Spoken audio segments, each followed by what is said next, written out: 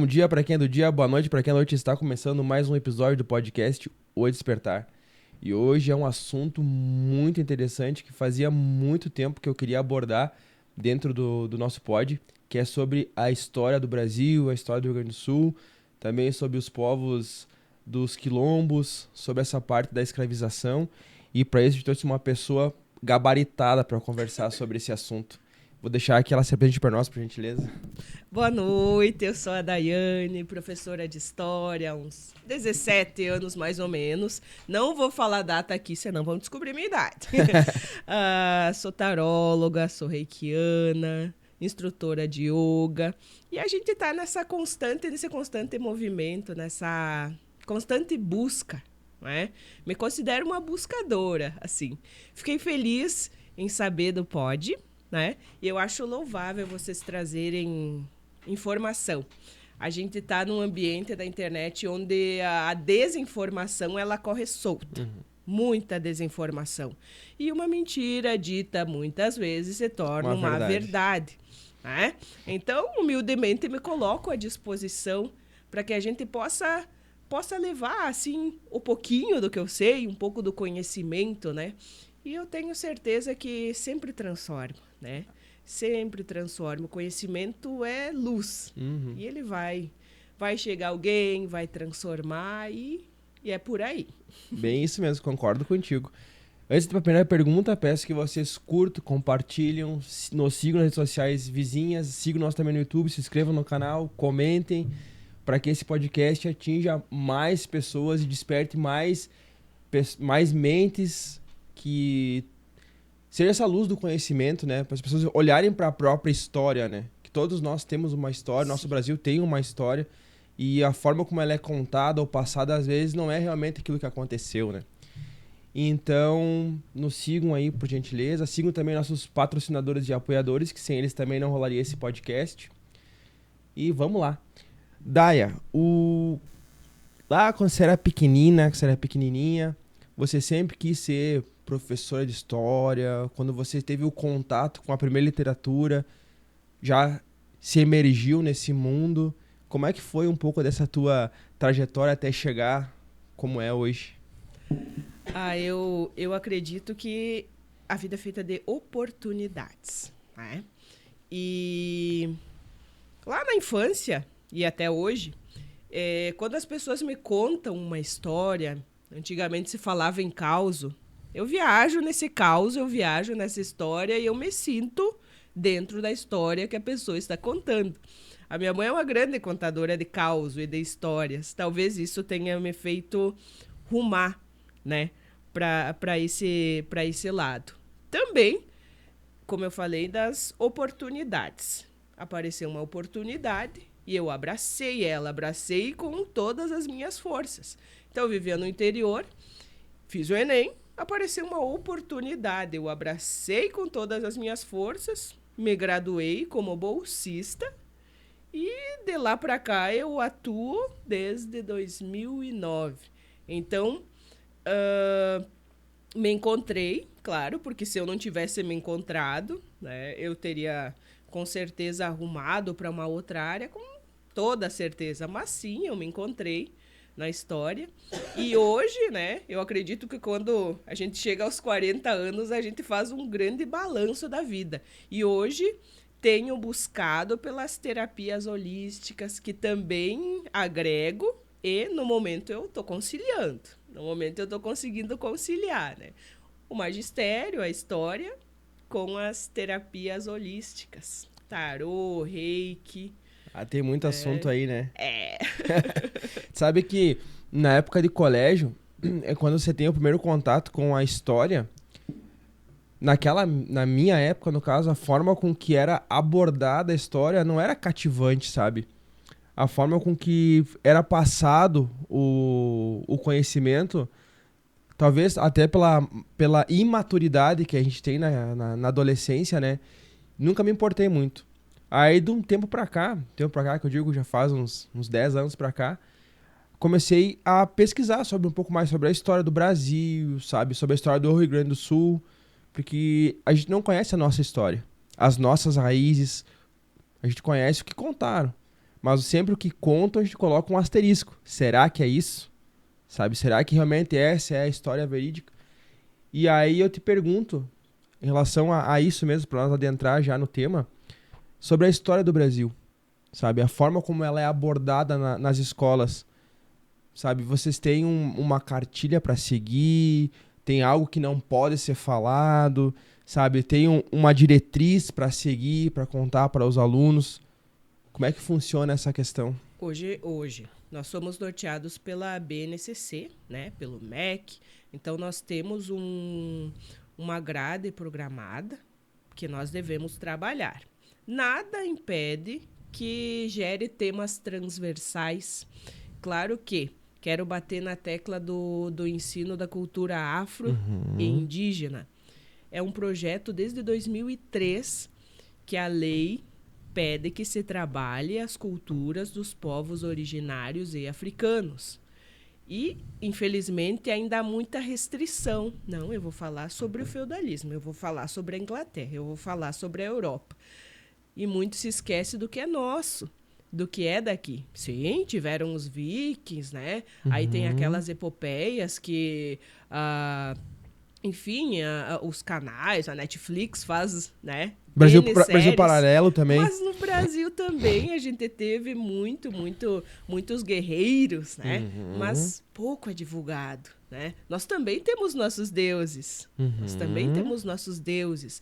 As religiões de culto afro trazem seus deuses e o bacana é que a maioria das religiões, né? Talvez o inconsciente coletivo sempre vai trazer um Deus como um ser maior do que os outros e com mais, digamos assim, poderes. Vou usar esse termo, né?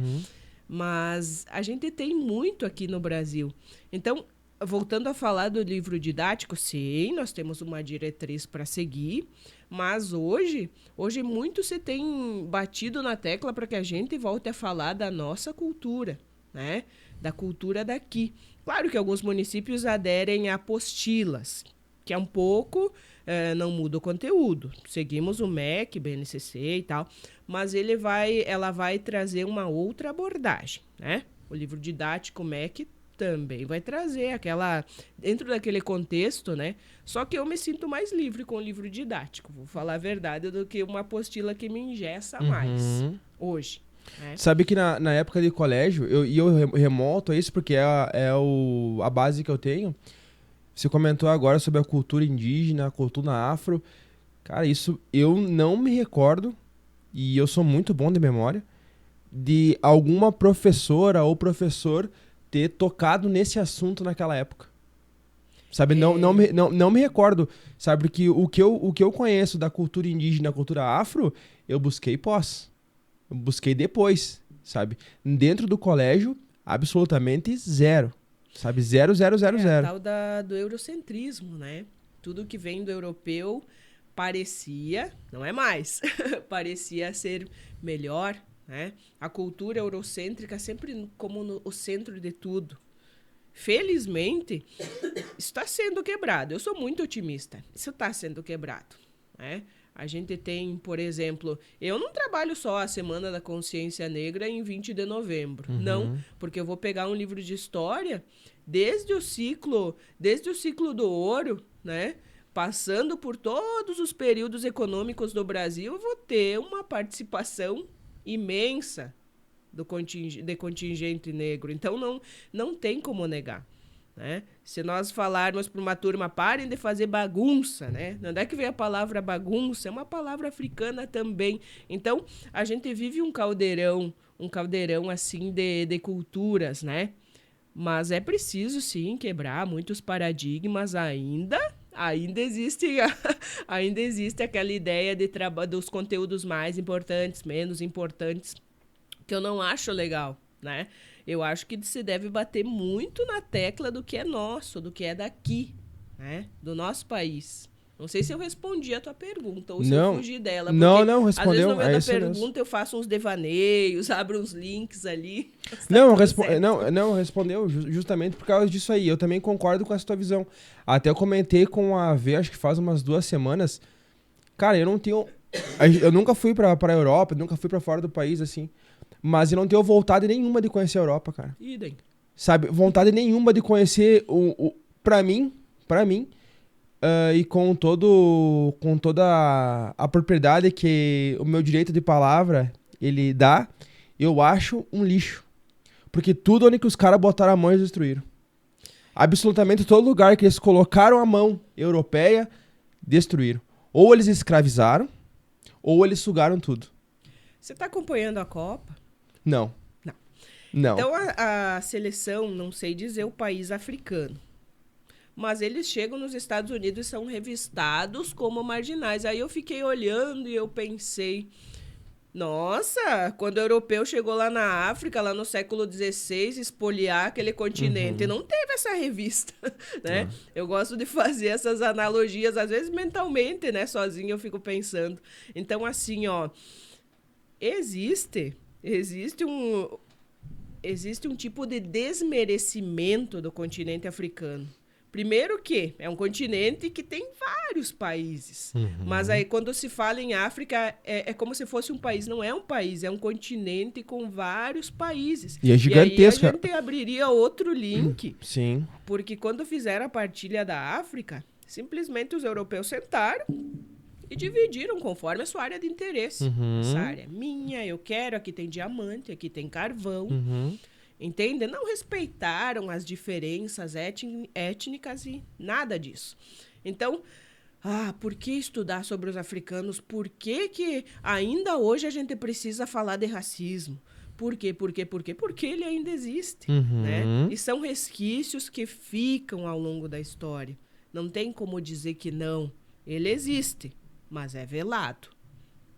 Concordo contigo. E esse racismo, se tu for ver, ele é extremamente ridículo, né?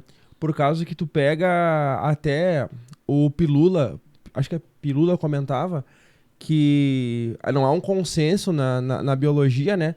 Mas os primeiros humanos são descendentes daquele continente. Ainda era Pangeia ainda, né? Sim. Mas eram descendentes daquele continente. Depois foram migrando, foram mais pra cima, pro sul e tal. Sim, Mas sim, é ali sim. que nasceu a raça humana. O nosso tatara, eu sempre digo nas aulas, o nosso tataravô, ele surge, olha como se caiu do céu. Não. Então, quando os arqueólogos encontram aquela ossada, ele se aproxima muito mais de nós, né, do que os demais seres da natureza. Então, descarta. Ele é um homem? Claro que não com as nossas características, porque se a gente pegar daqui 1000 anos, os pesquisadores vão olhar, as nossas características físicas também vão ser diferentes, Claro. creio eu, mudança Sim, climática e tudo sim, mais. Sim. Então, esse hominídeo, ele vem da África, ele é oriundo dali. E claro, com as levas de migrações, ao longo de milhões e milhões de anos, vão ocupando todo o globo terrestre, né? Então, nós temos, sim, um ancestral em comum. Toda a humanidade tem, queira ou não, né? E aí entra a questão, por exemplo, da melanina, né? Que é a cor da pele, que é um fator, século XXI, que ainda entra como julgamento de caráter, infelizmente, né? Hoje eu vejo, assim, vou puxar de novo o gancho do livro didático, existe, sim, uma vontade imensa por parte dos escritores de trazer as nossas raízes, né? Eu já ouvi colegas dizendo que, de novo isso, mas vão se estender até quando nisso, né? Entre outras coisas que eu não vou entrar em detalhe. Mas, enfim, né? Porque foi negado muitas vezes a história desses povos. Chamavam os nativos e vira a página. Esses povos eram os nativos. Ponto. Adiante. Agora vamos estudar sobre o continente europeu. Ou Estados Unidos. Né? E por aí vai. Então, foi negado muito essa história.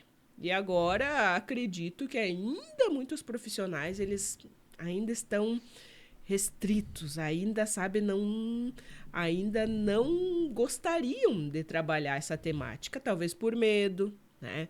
Talvez porque é mais familiar trabalhar o que eu já conheço, né? Do que uma cultura, entre aspas, desconhecida, que não é nada desconhecida, né? Tá tudo intrínseco, tá tudo tão ligado, mas ainda tem muita restrição, sim, não dá para dizer que não, né? Sabe que agora você me... na primeira fase que você falou ali no começo, quando você apresentou, uma mentira falada várias vezes se torna uma verdade, Se torna né? uma verdade. Se torna uma verdade.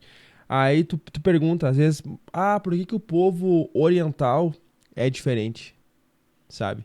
Também tiveram guerras, também tiveram massacres, também tiveram escravizações ali. Teve o Império Mongol, que se estendeu até quase metade da Europa ali, né? Sabe, o Império... A própria China ali, né? Invadindo a Coreia, Japão ali. Era insano o negócio ali. Só que eles preservaram a cultura. Sabe, aquela cultura de meditação, sabe, de valorização. E eu vejo que nós... Isso eu faço um parênteses e trago pro Brasil. Por que nós não temos a nossa cultura? Porque a nossa cultura é uma bagunça. Sabe? Justamente por causa da colonização e da grande invasão que teve aqui. Sabe? Porque disseminaram os povos indígenas. Então não sobrou praticamente nada para você se apegar. Você se apegou ao que eles trouxeram para cá e colocaram como uma verdade para você. Quando a política de imigração começou no Brasil, sim, eles queriam proteger as fronteiras, os governantes. Mas também tinha uma ideia assim de clarear a população, né? Que aqui não se torne uma segunda África. E se tornou. O Brasil é o segundo maior país em número de negros depois da Nigéria.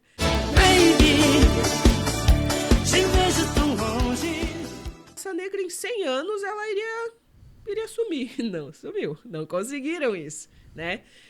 Até políticas assim, entre aspas, higienistas. O que era higienistas? Era tirar a população de suas residências. E aí vai gerar um problema social, né? Um problema social que são as comunidades hoje. Né? Que são as comunidades hoje. Nada surgiu da noite pro dia. São problemas sociais criados pelos então governantes que viram uma bola de neve, ninguém toma solução nenhuma. Agora, se tem algum saneamento básico, você tem. Né? Então, vai criando essa bola de neve e a situação fica como ela está hoje, né? Sim. E aí, isso que eu falo, que daí, eu tava comentando contigo, concordo contigo, e isso realmente é verdade, né? Porque eles vão empurrando a população, né? Vão empurrando. E como é que tu faz esse clareamento social? Tu mata os homens, tu mata as crianças, não deixa descendentes, até aquele genoma, aquele genes ali, que é o cromossomo X, que é o do homem, né? Ele ser dizimado, ser apagado. E ficar somente o ariano, no caso, né? E isso é muito tempo, sabe? Durante muito tempo foi feito isso.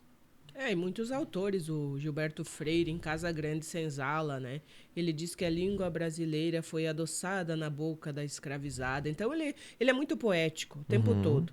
E ele fala de miscigenação na obra dele como a coisa mais maravilhosa do mundo.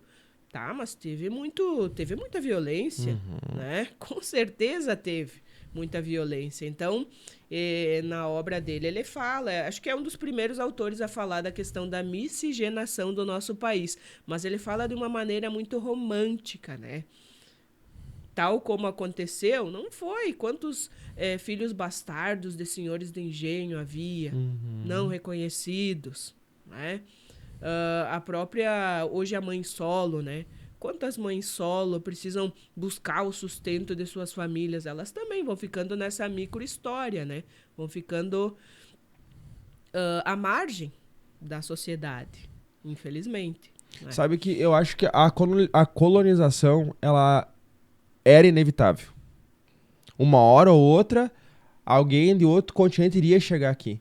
O último continente chegado acho que foi em Nova Zelândia, que é o mais difícil acesso, né? Se não me estou enganado, você me corrige, né? Mas eu acho que o último... não digo... um país a ser colonizado foi Nova Zelândia. Oceania. Porque é difícil acesso. Então, no Brasil iam chegar uma hora ou outra, sabe?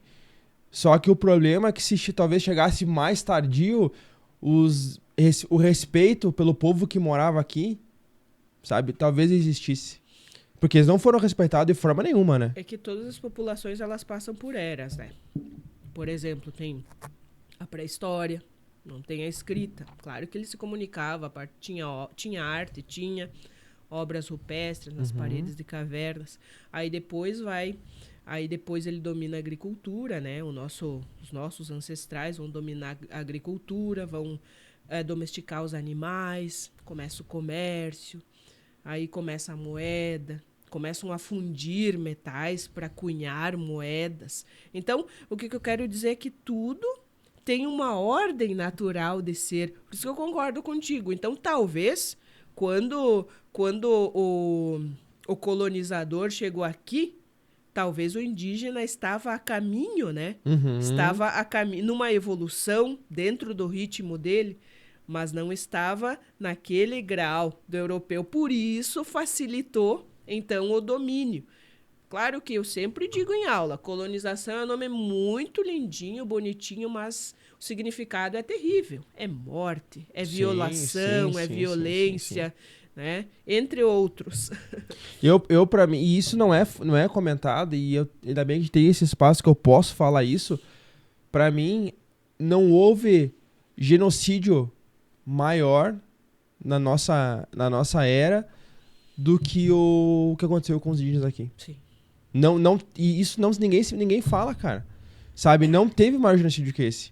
Foi praticamente o triplo da Segunda Guerra Mundial. Sabia que os indígenas já se uniram na Guerra dos Tamoios, Confederação dos Tamoios? Vários indígenas ali na região onde hoje é o Rio de Janeiro, eles vão se unir, tribos diferentes que não se davam bem, contra o inimigo em comum, que era o europeu. Infelizmente, eles ainda não tinham arma de fogo. Foi um diferencial, né? Foi o que diferencial, mudou. né? A baioneta. Foi um diferencial, assim, bem bom frisar, né? Mas eles se uniram. Então, por isso que é muito romantizado. Se fala em revolta. Revolta tal no Brasil. Mas foram guerras civis. Se uma população se levanta contra a ordem estabelecida, é uma guerra civil, né? Então, por que usaram o termo revolta? Revolta disso, revolta daquele outro. Para dizer, não, é um povo bonzinho, é um povo servil. Tudo gente. Não, se revoltaram também, né? Mas essa ideia de romantizar é para tirar o poder do povo. Para dizer, não, teve uma revolta, mas já passou, tá tudo bem. Não, foram guerras civis, sim, que aconteceram no Brasil, né? E diversas, em vários pontos, do Maranhão ao Rio Grande do Sul. Né? Porque a costa foi o primeiro combate, né? Sim. Tanto que no Ceará, ali, eu tô lendo um livro, que é 1499, o Brasil antes da colonização, né? O Brasil antes do Império. O nome do livro é 1499, o Brasil antes do Império. E a primeira frente de combate foi o Ceará, né? Que eles chegaram no Ceará e dizimaram. Sabe, dizimaram ali o Ceará. Tanto que esse dia a gente conversei com um cara do Ceará e pedi, tem alguma tribo indígena ali e tal. Não tem mais nada. Tem mais nada. Fala, vai ter, mas lá mais pra Amapá, lá pra lá, vai ter mais pra lá. Mas ali no Ceará mesmo, não tem. Sabe, o Bahia tem bastante, né? Tem bastante, tem alguma coisa na Bahia. E isso que a gente tá comentando também teve aqui no Sul. Sabe, com os Guaranis, com os Charruas, com os Caigangue, sabe, aquela parte dos Pampas ali. E o que você pode falar sobre essa grande invasão que teve aqui pelo Rio Uruguai que aconteceu? Os 7 povos das missões, né? Então, imagina você. Você tá vivendo no teu modo, assim, num modo quase que... Eu quero usar um termo específico. Daqui a pouco vem em mente. Mas, enfim, quando o espanhol, né? Porque inicialmente toda aquela região ali das missões pertencia à Espanha, né? Até 1498. Aí o povo vivia assim como que... Claro que eles tinham os seus conflitos entre os grupos tribais de tribos rivais. Sim, eles tinham. Mas o que eu quero dizer é que tanto a escravidão que aconteceu na África antes do europeu, quanto a escravidão indígena... ela tinha um teor diferente. Por quê? A pessoa... escravidão por dívida existiu em todas as civilizações. Né? Um grupo rivalizava com o outro, né? O perdedor se tornava escravo daquele, até então. Dali a 10 anos pagava a dívida e tchau e bênção, né? que acontece quando o europeu chega? Ela é para a vida toda. O que acontece com a escravidão africana? Ela é para a vida toda. Tu não vai pagar a tua dívida nunca comigo, né? E tu vai fazer filhos para trabalhar para mim. Era assim que funcionava. Então, os 7 povos, inicialmente, antes de 1498, então ele está sob domínio espanhol. Aí os padres jesuítas incutem nos indígenas que tu tem que esconder tuas vergonhas, tu tem que se vestir. Esse Deus que tu adora ali é o demônio. Então, os povos que viviam aqui, essa noção de demônio, de inferno, ela foi criada pela Igreja Católica. Até então, os povos originários não tinham essa concepção, não tinham essa visão de mundo, né? Tinham, sim, os seus deuses, mas essa visão, se tu pecar, tu vai para o inferno. Não existia. Então, chegaram com música, chegaram muito amistosos, né? E, claro, simplesmente fizeram o povo erguer os 7 povos. Quem é que construiu os 7 povos das missões? Mão de obra indígena missioneira, né? Tem até uma frase, orgulho de ser missioneiro, né? Que eu acho uma ironia, né? Hoje é utilizada, então, orgulho de ser missioneiro. Então, por séculos vai se usar a mão de obra escrava indígena, né? Quando a gente vai visitar a igreja de Santo Ângelo, linda, maravilhosa, né? Ao lado um sítio arqueológico, vai para as ruínas de São Miguel. Quem é que ergueu esses monumentos? Foi a mão de obra indígena. Então, esses argumentos que usaram... Claro que alguns padres vão ser não quero mentir, Gonzales, né? Padre Gonzales, ele vai ser... Quando teve o confronto, né? Na Guerra Guaranítica, que aí simplesmente o Papa lá da Europa assinava um documento chamado Bula e disse, não, agora não pertence mais à Espanha, pertence a Portugal.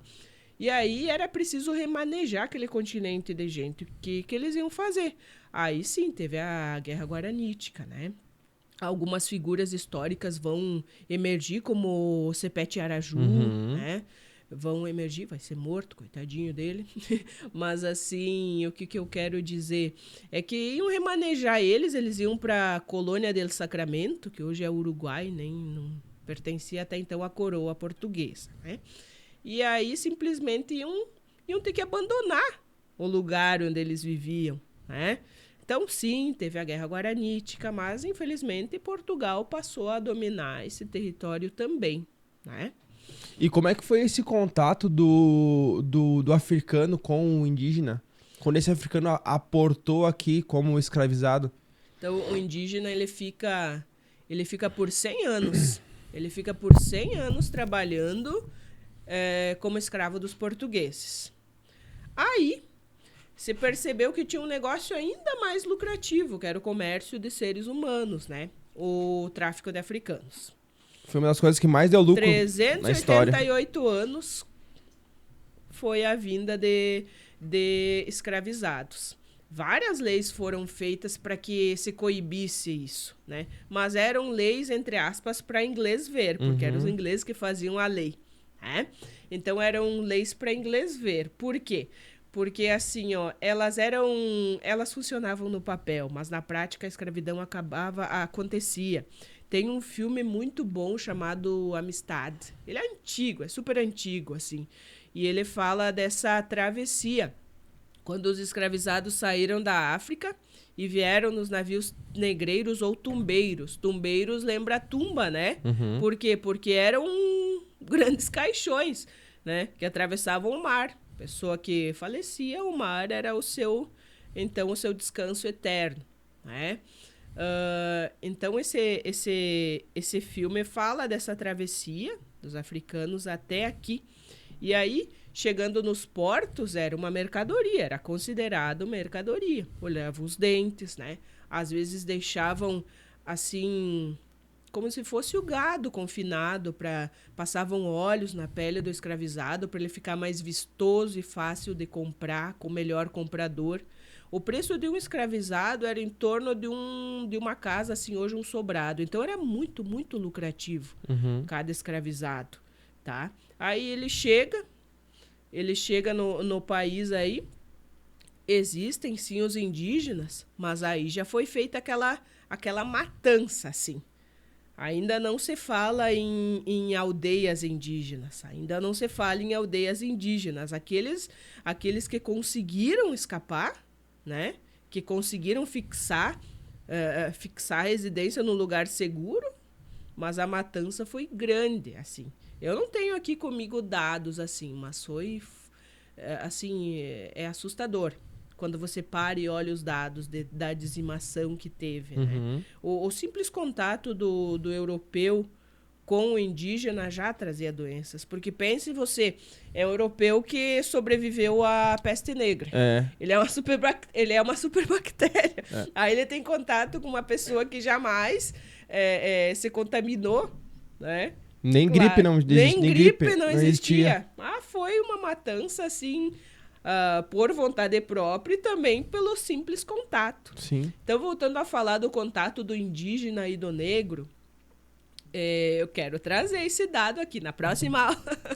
Tô brincando. Mas, assim, ó... Se diz o dado de pessoas mortas? Não o dado de pessoas mortas, mas de... como se fossem religiões que surgem dessa fusão, né? Sim, teve mas assim, como que um viu o outro? A pergunta é essa? Ou como que eles socializavam? Como que eles socializavam? Como que eles se conectaram, esse africano e esse indígena, sabe? Eles pensaram, cara, a gente tá os dois escravizados, vamos lutar junto? Nesse momento, olha o argumento que usaram, que o indígena era preguiçoso, aí não servia para o trabalho. Só que não, por 100 anos escravizaram os caras, peraí, né? Mas era muito mais lucrativo o tráfico de africanos, certo? Claro. Só que então tu imagina tu tirar uma pessoa do país dela, né? Ainda não existia esse conceito de nação, país, não. Eram grupos, né? Eram etnias, né? A gente não está falando ainda de país tal como são hoje, né? Então, imagina tirar uma pessoa do seu grupo étnico, onde ela se criou, aprendeu a pescar, a convivência, a respeito com os mais velhos. Aí você coloca ela numa embarcação. Se ela sobreviver, era feito assim de propósito, não deixar os grupos que eram de etnias iguais conviverem juntos. Por causa da linguística? Por causa da língua, eles poderiam planejar fuga. E aí, tu tá é como se tu tivesse sido abduzido. Tu vai parar em outro lugar que falam outra língua, ninguém te entende. Imagina só. E esse contato inicial com o indígena não teve contato. Salvo aqueles que claro, eu falo de um modo mais genérico, né? Então, ele chega acorrentado, escravizado. Aqueles que conseguiam fugir e se aquilombar, muito que bem, né? Mas a estimativa de vida daquele que trabalhava nas lavouras de café era 10 anos, era pouco. Nossa, era nada. Então, aquele que chegava a ser uma preta ou um preto velho, isso era uma façanha, isso era algo inédito, assim, né? E havia uns que conseguiam essa façanha de chegar à velhice, mas muito pouco. A expectativa de vida da população, não só negra como branca, né, no período colonial, era baixíssima. E é nessa época que surgiu os quilombos? Os quilombos, eles sempre que teve escravidão, teve resistência. E aí, de novo, eu falo, sempre se tem aquela ideia de dizer o brasileiro é dócil, é bonzinho. Não. Havia fugas, se aquilombavam, então um grupo de 10 fugidos, né, fugidos, ou mais, formavam quilombo. Geralmente eles andavam muitas luas, né? Imagina, a da nossa natureza querer a liberdade, né? Então, assim, a pergunta, agora eu fugi da pergunta. E se é nessa época que nascem os quilombos, nessa época das fugas? Os quilombos, assim, as tentativas de fuga desde sempre, desde que iniciou a escravidão, as tentativas de fuga são constantes, né? Claro que os antigos livros de história não falavam isso, mas sim, houve fuga, houve resistência, né? Queimavam as plantações como forma de rebeldia. E pesquisei esses dias, né? Porque Não sei se é um dizer racista regional ou se é da nossa nação, serviço, entre aspas, serviço de negro. E eu fui pesquisar de onde é que surgiu esse dizer. Então era uma forma, assim, depois de não inicialmente, porque inicialmente eram separados dos grupos étnicos que falavam a mesma língua, né? Mas aí, o que acontece? Daqui a pouco, por que eu vou estar servindo a pão de ló essa pessoa que me maltrata, que me xinga, que me humilha, que me espanca? Não, vou fazer de qualquer jeito. Era uma forma, assim, de resistência, né? Era uma forma de resistência, assim como tantas outras. Mas o que acontece, então? Então, parece que hoje, infelizmente, ainda se mantém aquela ideia de deturpar o que veio da África, de demonizar o que veio da África. Assim como usar essa expressão, serviço de negro. Então, em 388 anos, eles não fizeram nada. Ah, minha filha, fala sério, né? Fizeram e muito. Mas você entende como, por exemplo, aí eu já trabalhei em aula, por exemplo, ditos populares, né? Ai, preteou tempo, né? Olha, denegrir. O que é denegrir no vocabulário? Tornar negro. Então, o próprio vocabulário, ele vai trazer essas palavras de cunho preconceituoso, mas de uma maneira, mas eu não quis dizer isso. Mas a própria magia negra. Por que magia negra? Negra. Por que tem que ser ruim? Por que tem que ser ruim, né? Magia porque é negra? Negra, porque é negra, né? Entendeu? Então, é uma ideia demonizar. O que eu não conheço, que veio da África, demonizar. Claro que nós, né, enquanto sabedores, né, e buscadores da cultura, a gente sabe. E justamente a gente está aqui para isso, né? Para ir desmistificando, quebrando esses pré-conceitos, né? Tu sabe que dentro dessa tua fala, e isso vai muito com o que nós acreditamos, né?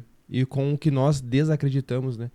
E é por essa linha de raciocínio que a nossa tradição religiosa não acredita nesse Deus, nesse demiurgo, sabe, que é pregado. Porque por causa que esse povo europeu que veio pra cá e escravizou esse pessoal, todo mundo era católico, todo mundo botava o cara na corrente, chicoteava e ia pra uma igreja, entendeu? E se esse Deus era tão bom, por que ele permitiu fazer isso com as pessoas?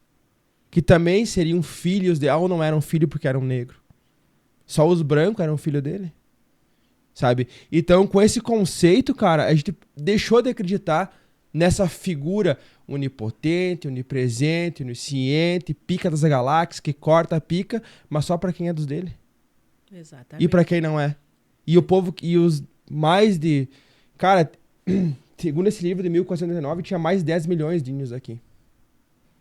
Então, tu imagina quanta cultura, quanta linguística, quanto dialeto, sabe? Quanta forma de tratar com as plantas, com a terra, com a água, com os animais que existia. Hoje tem um pouco mais de 250 línguas indígenas no Brasil. Praticamente extinta. E ainda que tem alguns povos indígenas que estão voltando à sua cultura e não aprendendo o português. Só a língua indígena. Unicuim, Noquecoi, sabe? Eles estão só... Não quero mais o português. Só a língua indígena. E o que era para ser normal no país. E estão resgatando essa cultura. Então isso faz com que nós deixássemos de crer nesse Deus, nessa figura, sabe? Porque no momento que tu chega um senhor feudal, coloca um porão de 1,30 m e coloca uma pessoa de 1,80 m lá dentro para viver, isso aí já acabou, sabe? Acabou por terra essa ideia de uma figura. A escravidão era legalizada, aprovada, assinada pela igreja. Como negócio lucrativo, né? Essas almas, então, elas foram tiradas, entre aspas, tá? Segundo a visão do colonizador e da Igreja Católica. Foram tiradas, então, da barbárie que se encontravam, e aí nós trouxemos eles para a civilização. Mas aí a gente vai escravizar, né? Chicotear, mas enfim, é civilização. Mutilar, entende? Então, são discrepâncias que eu assino embaixo, sim. Por que houve a necessidade do sincretismo religioso? Por que eu vou rezar pro teu Deus? Se você reza pro meu Deus e você me maltrata, não. Eu vou rezar pro meu Deus, né? Claro que os orixás africanos foi uma cultura viva trazida pelos africanos, né? Mas e vai se sincretizar, né? Até formar as religiões que a gente tem hoje, né? No Brasil. Que buscando na essência, a essência é indígena e negra. E é isso que a gente traz na nossa tradição, a essência indígena e a essência bantu, que era do povo bantu, do povo africano. Em relação aos quilombos, os quilombos são acampamentos, né? Ou não? Não, eles são aglomerados. Hoje a gente usa o termo quilombola. No município de Sertão, onde eu trabalho, eu tenho alunos que são remanescentes do quilombolas de Mormaça, é a comunidade. Arvinha Mormaça, isso. Então, assim, um quilombo inicialmente era um aglomerado. Quando um grupo de pessoas conseguia fugir da situação de escravidão. E aí eles, num lugar tão distante, tão longínquo, né? Andavam, acho que luas e luas, até encontrar um local que eles se sentissem seguros. Ali eles fixavam residência e conviviam. O maior que a gente tem notícia, por isso o 20 de novembro, é o Quilombo de Palmares. Esse sobrevive mais de 100 anos. E as investidas das autoridades locais não tinham êxito, porque eles já plantavam, eles faziam comércio com os moradores da região. E, claro, conseguiram suas armas também para defesa. Pra proteção. Né? E quando teve a grande invasão, muitos preferiram a morte do que voltar à escravidão.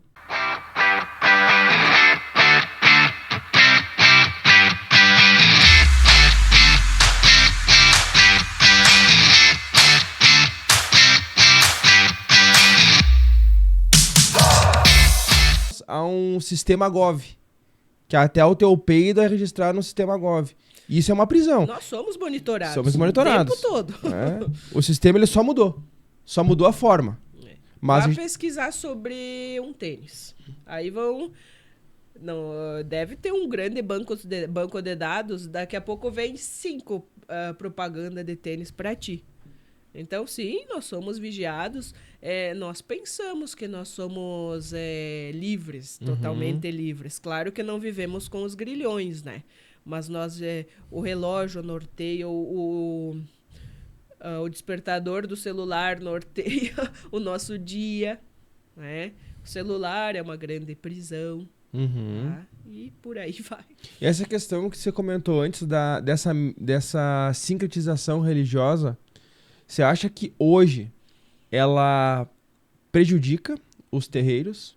Voltando para a parte dos terreiros e da parte da Umbanda, da Quimbanda, sabe, das nações, Nação Sul, do Batuque. Tu acha que ela prejudica hoje porque ela faz esse sincretismo religioso? Ou você acha que tá tudo certo, não prejudica e dá para conviver bem? É necessário ter a ciência de quem é o orixá. O orixá não é o santo católico. Não, não e não. Não é. Eu acho que, para mim, se a pessoa conseguir fazer essa distinção, que o orixá é um deus africano que foi trazido pelos escravizados, que ele está na minha veia e de vários outros afrodescendentes, porque ele pode ser meu ancestral, meu bisavô, meu tataravô. Enfim, se eu souber fazer essa distinção, ok. Né? Agora, se eu pensar que a Iemanjá, né? Que a Iemanjá é a Nossa Senhora dos Navegantes, tá errado isso. Não é. Uma é uma entidade africana, a outra é uma entidade católica. O sincretismo houve porque foi uma expertise dos escravizados. Por que nós vamos estar apanhando de Várzea? Vamos pegar o santo dele, né? Mas no fundo vamos rezar para o nosso. E é isso, sabe? Eu penso que, desde que a pessoa saiba discernir, o problema é que se ela não discernir, ela vai ficar numa ilusão. Penso eu. Uhum. Isso é uma coisa minha, assim. Eu vejo também que a questão até da própria macumba, né? A macumba é um instrumento É um instrumento musical. musical. É um instrumento musical. Até na época dessa escravização, dessa transição das euforrias ali, onde que o escravizado deixou de ser escravizado, mas teve que trabalhar pro patrão ainda, porque não tinha dinheiro daí, né? Sabe? Mudou. Ou virar pedinte, né? E Morar aí, nas ruas. para não, quando eles puderam cultuar a sua umbanda, a sua religião ali, até a sua própria quimbanda, pra não ser lá, o terreiro não ser invadido pela polícia, destruir isso, vou lá tocar macumba, que era o instrumento musical. Até que isso foi associado também a ser ruim. Sabe por que o negro tocava a macumba? Não, isso aqui então não é ruim. Mas ele teve até uma orquestra de macumba no Rio de Janeiro, né? Teve um período ali que teve uma orquestra por negros com o instrumento de macumba. Até que foi tirado fora, sabe? Não, isso aqui não é legal, porque tem muitos se reunindo. Daqui a pouco vão tentar uma revolta, vão tentar fazer alguma coisa. Então vamos diluir eles. E aí você vê o sistema diluindo de novo as pessoas. A própria capoeira, né? A introdução dos elementos acústicos, assim, foi pra... É a arte marcial brasileira, né? A nossa arte marcial é a capoeira. Na Coreia tem o Kung Fu, Kung né? Fu É o Taekwondo. Kung Fu é chinês. Que Kung Fu? Kung Fu é chinês. É, o Taekwondo. Então nós temos a capoeira. E que bacana isso, só que, claro, eles tinham que escamotear também, né? Eles tinham que praticar essa, entre aspas, dança, que era uma luta. Como que ele ia se defender, né? Então, não, eu não tô lutando, eu tô dançando capoeira porque tinha que dançar abaixadinho, se as autoridades vissem, nossa, né? Assim como a invasão dos terreiros, né? E não raro a gente ouve, através das mídias aí, de depredação dos terreiros, né? Porque é coisa demoníaca, né? Os santos, tem muitos santos pretos, então não são de Deus. Vamos quebrar, né? Então, a liberdade religiosa, o estado laico que a gente vive fica só no papel, né? E hoje você presencia muito preconceito ainda em relação a esse povo que mora nos quilombos? Você já que trabalha com eles, né? Por parte da população, aí eu também, o que eu ouço. E também há bastante dos povos indígenas, né? A palavra, são vadios, vivem às custas do governo, não querem nada com nada, né? Então existe esse tipo de pensamento ainda, né? Com certeza, e eu acho que, eu sou otimista, né? Eu acho que assim, ó, embora se você não gostar, você vai respeitar, porque você tem que saber que vai ter um peso na lei o que você falar, né, ou fizer. Então, eu acho que deveriam ser, de fato, né, as leis serem efetivamente elas existem no papel, mas se elas fossem executadas, é a palavra, né? Não foi racismo, eu não quis dizer isso, né? Você me entendeu mal. Sim, o racismo existe, né? Claro que nós não vamos viver um apartheid para dizer, eu tô defendendo, eu tô respeitando a tua cultura, tu aqui ou ali. Não. O nosso estado é laico, nós somos livres, não existe isso. Mas aí que eu pergunto, é livre até que ponto? Até que ponto que é livre? Sabe, é laico, isso é constitucionalmente, está na Carta Magna de 88, a ser um país laico, essa liberdade religiosa e de expressão. Só que ao momento que você expressa a tua religiosidade, você expressa a tua cultura, você é rechaçado por isso. Sim, né? Porque para quebrar esse estigma ali, eu penso muito que na ação da lei efetiva, da justiça, ação efetiva. Eu penso que assim, de forma exemplar, não iria se repetir. O problema é, mas eu não quis dizer isso, ou uma pena mais branda, né? Eu acho que deveria ser efetivo para que se tivesse o respeito, né? Ou multas, né? Por que a multa de trânsito, então, mexe no bolso? A pessoa se policia, né? Para não fazer infração, ou isso ou aquilo. Mas então, e se a respeito do preconceito? Se tivesse, né, um tipo de... Claro que no papel existe, mas na prática é difícil, né? Até você provar que você sofreu preconceito, que você ouviu uma fala preconceituosa, até você provar, meu amigo. É que a prova ela é difícil, né? Sim. Sabe? A materialidade é difícil desse crime. Sabe? Porque geralmente a pessoa não vai lá num Instagram, num Facebook e vai escrever um comentário. Ela vai fazer um comentário tipo, 3 pessoas. Fazem um comentário, tu vai ter uma testemunha. E essa pessoa não quer se envolver. Sabe? E aí como é que vai ser essa punição sem tu ter essa contundência de prova? Ah, será que isso mesmo ocorreu? Será que foi assim? Será que não foi exagerado? Entendeu? Por causa que o racismo hoje ele é imprescritível e inafiançável, né? Ele é equiparado a um crime hediondo. Então ele vai se perdurar durante o tempo. Mas como que tu prova esse crime? Sabe? Eu vejo como que a prova é difícil para você condenar realmente uma pessoa a esse crime. Porque vai ser uma prova testemunhal. Raras as vezes, eu não sei qual que é o dado, vai ter uma prova, às vezes num WhatsApp, num áudio, sabe? Entre 2 pessoas, mandou um áudio ali e tal. Aí você vai ter uma prova material. Mas é isso, eu vejo como um crime de difícil, né? Não penalização, mas difícil materialidade, de comprovação. Mas sim, eu concordo que o racismo, existe muito racismo. E tu vai pra Bento Gonçalves, Caxias, tu vê nitidamente isso aí. Nitidamente. Nitidamente. Que eles não chegam a te barrar na porta, mas é quase. Sabe? É quase tu vê como é o teu tratamento contigo, como com uma outra pessoa. Sabe? Que eles vê que tem uma condição financeira melhor, uma pessoa com uma pele mais clara, é outro tratamento. Sabe? Isso que eu não sou de pele escura.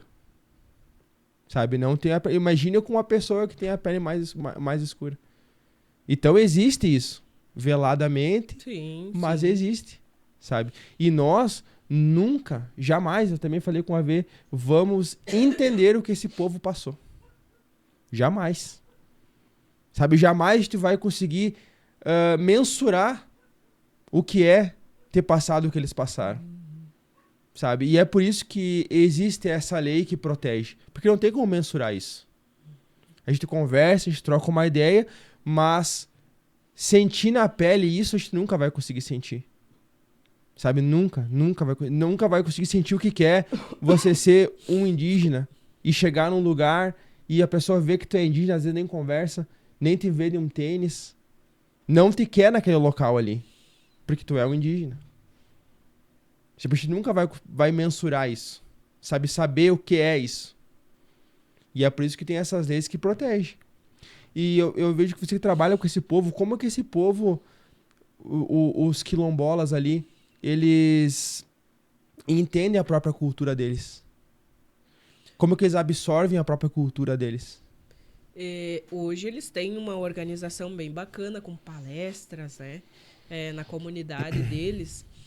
Volta e meia eles têm algum que outro evento. E pessoas bem... que já estão nessa caminhada em prol dos direitos dos povos quilombolas, né? Conheço uma quilombola que ela viaja o Brasil, né? Ela vai nas conferências e ela traz para a comunidade dela. Então, eu acho que é mais fácil um jovem que está inserido numa comunidade quilombola ele ter esse pertencimento e ser sabedor dos seus direitos do que daqui a pouco um menino periférico, né? Que não tem o acesso o acesso que esse menino quilombola tem o acesso assim a pessoas que vão até eles, que falam da cultura. Eu acho que talvez seja até mais difícil para o menino periférico se compreender, né? Compreender da sua história, porque talvez não tenha na comunidade dele alguém que vá lá, que fale, né? Não, você tem direito. Qual que é o seu lugar no mundo, entende? Então, eu penso que o menino da comunidade quilombola, ele tem muita noção desse pertencimento, sabe? Que massa. Que bom que não se perdeu, sabe? Não se perdeu. E ele tenta ser aquilo que não é. Sim. Sabe? Tenta, às vezes, tentar se encaixar num molde tão pequeno que é essa sociedade. Sabe? Que esse é um moldezinho assim, ó, que, cara, não tem como se encaixar ali. Aí a gente até entraria numa seara holística, né? A gente até entraria numa seara holística, mas vim falar de história hoje. Só abrir um link aqui, né? Sobre o seu lugar no mundo, né? Quem disse que para ser um vencedor eu preciso sair da minha comunidade quilombola, por exemplo? Será que eu não posso fazer a diferença dentro da minha comunidade? Será que eu não posso, enquanto ser humano, me realizar? Eu posso ser feliz sem, daqui a pouco, galgar a fama que a sociedade prega, né? Ter sucesso? O que é ter sucesso para ti? É ter um carrão, uma casa legal? O que é ter sucesso? O que é ser feliz para ti? Né? Então, isso é tão pessoal, né? Isso é tão pessoal. E as culturas, tanto o xamanismo, né? Eles é um retorno à tua essência. Qual que é a minha essência? Né? Qual que é a minha essência? Então, eu acho que é uma busca que desde os gregos antigos eles vêm fazendo, né? Por que nós estamos aqui? Será que eu estou aqui para nascer, fazer dinheiro, me desenvolver, morrer? Só isso? E a minha busca? Né? O que me faz feliz? O que faz meus olhos brilharem? Não sei se eu fugi do tema, mas acho que é por aí. Não, mas é por aí mesmo. É verdade isso aí que você comenta, né?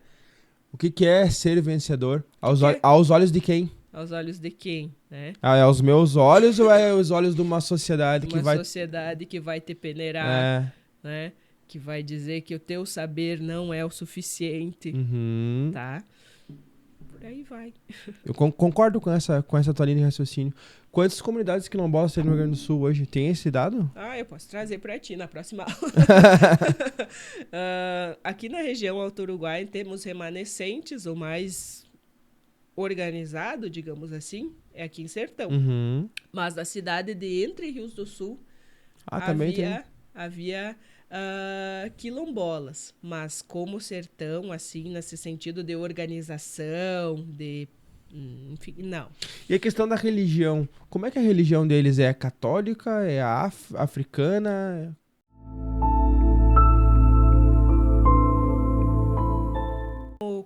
Contato direto, eu tenho contato com os alunos são oriundos do quilombolas. A questão da religiosidade, ela é diversa. E eu acho que não muitos são católicos, evangélicos, mas tem curiosidade, muitos têm muita curiosidade sobre as religiões afro.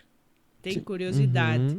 E geralmente nos municípios de interior, a gente não encontra casas de matriz africana. É muito difícil. Então, até pela dificuldade de locomoção, talvez essa vontade ali, ela não, pelo menos num núcleo pequeno, não se concretize, né? Mas até onde eu tenho conhecimento é católica e pentecostal, evangélica e tal.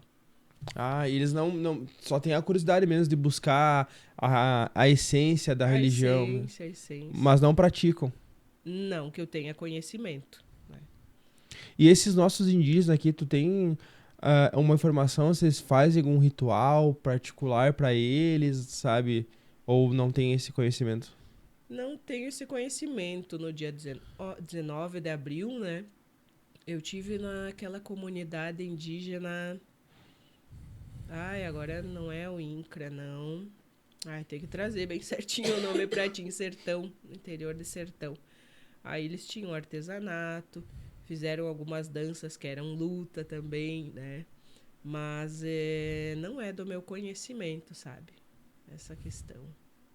Por causa que, pelo que eu conheço, sabe, já tive conversa com algumas lideranças indígenas aqui da nossa região. Tipo, eles não... Praticamente a cultura em si deles foi dizimada. Sabe, não... Tem ali a aldeia e tal, Sim. mas os rituais antigos, pelos ancestrais deles ali, que um pajé me contou, que é o cacique ali, que eles saem daqui e vão lá, os Guarani, né? Saem daqui e vão lá para as missões. Quando vão fazer um ritual, Pra que é ter esse contato, esse contato. que lá ainda tem um grupo de Guarani que preserva essa cultura ancestral. Nossa. Sabe, eles saem daqui, pegam lotam uma caravana e vão pra lá. Eles fazem o ritual todo mundo junto. Sabe, mas aí tem um cacique lá, um pajé, que é um cara, um senhor bem antigo lá, e ele ainda preserva essa cultura. E aí ele reúne Bacana. os povos ali e faz, sabe? Os Guarani, os Caigangue não têm o conhecimento, porque Caigangue é um povo guerreiro, né? Sim. Então eles deviam ter cultura, tradições próprias deles, com toda certeza. E eu não vejo pelo menos não é disseminado essa E cultura. talvez porque era uma tradição oral e não foi registrado, infelizmente Morreu. se perdeu, né? Isso é uma lástima porque todo mundo perde. Uhum. Todo mundo perde essa riqueza, essa contribuição, né? Porque todos nós aqui, se for ver, todo mundo vai ter, no mínimo, uma porcentagem indígena. Não, a Brasil, a matriz é indígena, negra e branca. Você vai ter. É a matriz. Você vai ter né? no teu genes. Você vai ter, né? Em relação à nossa região aqui, tu tens conhecimento de como ela foi povoada? A nossa região, ela inicialmente tinha o caboclo. O caboclo, ele era usavam o termo nativo, que aqui vivia, né? Então, quando foi feito, em 1850, fizeram a lei de terras, né? Os governantes. E aí, tem até hoje nos registros de imóveis, quem não registra não é dono. Então, quando chega o colonizador, ele vai se deparar com o caboclo, que já é um mestiço, né? Do indígena com branco. Ele vai se deparar com grupos indígenas também, né? Vai se deparar comunidades negras, né? Que viviam ali, alguns aldeados, mas o que acontece dentro da visão indígena? A visão indígena, a terra, a Gaia, ela não tem dono. Nessa estação eu vou ficar aqui, mas na próxima eu vou buscar alimento em outra. Nômade. Quando chega o europeu, amparado pelo então registro dessa propriedade, agora ela passa a ser minha, está aqui, está sacramentado. Então, claro, o caboclo, ele ajudou a abrir as picadas que falavam, né? Ele conhecia o território, então ele vai auxiliar ali para abrir essas picadas, né? Embrenhar a mata mesmo, ajudando, auxiliando Sim. o imigrante a demarcar, porque ele tinha esse conhecimento. Mas veja só, sem ter o registro da propriedade, muitos acabam ficando sem ela. Sim, porque não tinha o papel. Porque não Papel tinha trouxa. o papel para provar. Que loucura.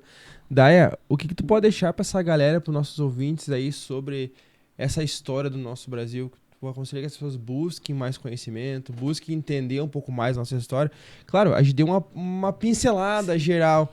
Acredito que mais pra frente a gente pode fazer algo mais específico, sabe? Até a parte do tarô, a parte a parte mística, sabe? Focando mais nesse tema, aí resgatando essas raízes pra esse tema. Mas hoje, o que tu pode deixar para esse pessoal de recado?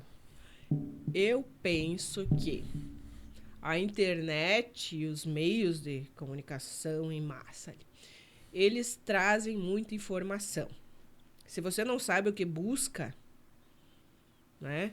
Para quem não sabe onde ir, qualquer lugar serve. E a internet, ela acaba informando e desinformando.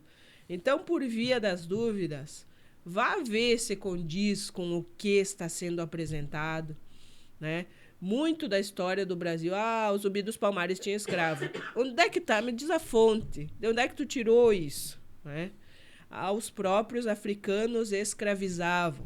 Então vamos abrir um link aqui para civilizações antigas, como não só o africano, que nem existia o nome África ainda, né? Uhum. Mas todas as nações antigas havia domínio de um grupo vencedor sobre o grupo perdedor. Uhum. Geralmente o grupo rival, ele sim ficava escravo por dívidas por alguns anos, mas não era vitalícia como foi a escravidão moderna, né? Então vá pesquisar. Eu só gostaria que quando eu fosse afirmar algo na internet, que eu buscasse uma fonte, né? Que eu buscasse uma fonte que fosse verídica. E o livro, né? Mas vou buscar em que livro, né? Hoje existe uma preguicite aguda, porque aí eu vou lá no tio Google e ele me traz N informações. Eu vou na Wikipédia também, já vi datas que não condiziam na Wikipédia, mas enfim, né? Pegue um livro, vá numa biblioteca que, né, vai ser como muitos hoje navegam tanto que vai ser como uma visita ao museu, uma visita à biblioteca, mas tenta abrir um livro e ler, né? Tem alguns sites oficiais que vão trazer muita informação verídica, que a gente não pode ficar nesse achismo. Eu acho que, né? Mas acha, com base em quê? Uhum. Que fundamento tu tem para afirmar isso? Né? Por isso que, por exemplo, se eu estou falando de história, é porque eu tenho argumentos e eu sou, né, graduada nisso. Se eu vou falar de saúde, eu preciso ser alguém da saúde, né? Então, principalmente esses influencers ali, né? Eles acabam... vai falar de dieta. Você é nutricionista? Uhum. Você é nutricionista? Né? Então, daqui a pouco, várias pessoas vão ir na onda dele e nunca vão atingir aquele padrão ou de beleza ou de perda de peso, porque ele não é real. Uhum. Não é real, sabe? Acho que é isso. Legal. Só o pessoal aí, quem gosta de história, tem um canal na plataforma aqui, se vocês quiserem pesquisar e tal, é Estranha História.